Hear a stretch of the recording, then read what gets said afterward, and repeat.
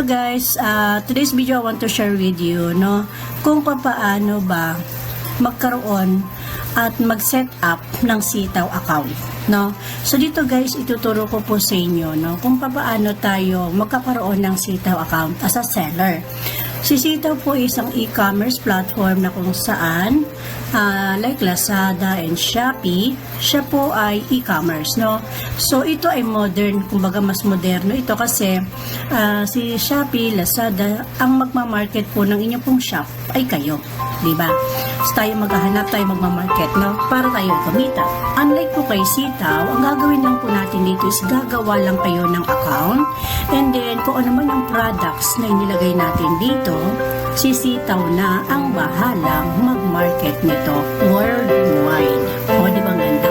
So, sit back and relax ka na lang once na nakapag-create ka na ng inyong account, at the same time, dapat may kapital. Kasi dito kay Sitaw, kayo po mga kapital, si Sitaw po ang mag-ship, si Sitaw po lahat na at magba-market.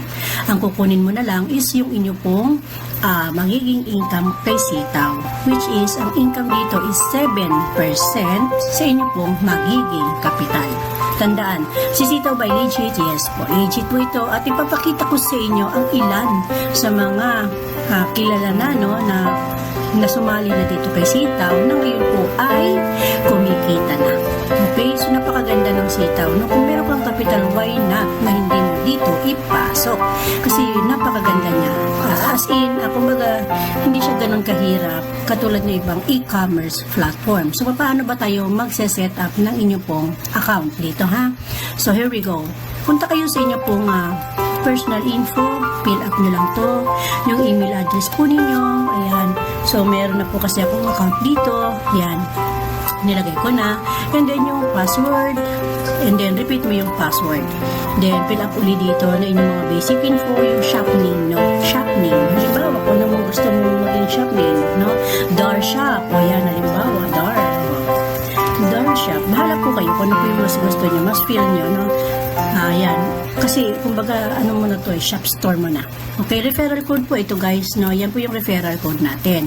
Don't forget naman, para kasi katapaano, kung sino man po yung magsa-sign in sa link ko na ito, kung sino po maglalagay ng referral code ko dito sa inyo po magiging Sitaw, i-assist ko po kayo, sama ko kayo sa GC natin, nang sa ganon, ma-assist ko po kayo lahat kung paano, step by step, i-guide ko kayo.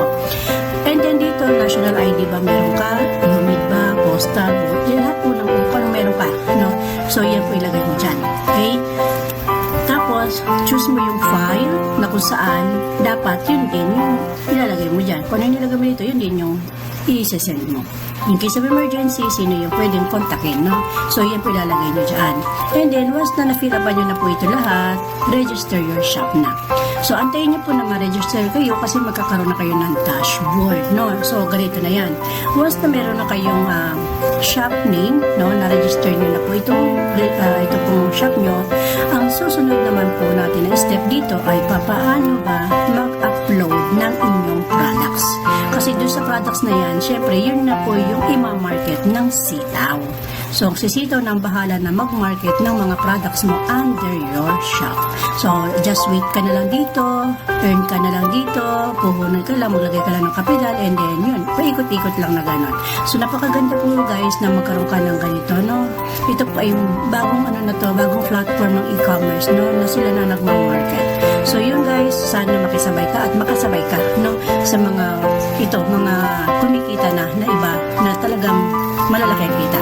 So, ipapakita ko rin sa inyo guys na kung sino-sino yun ngayon, sa susunod natin na mga YouTube video. Okay? Thank you so much and God bless us all.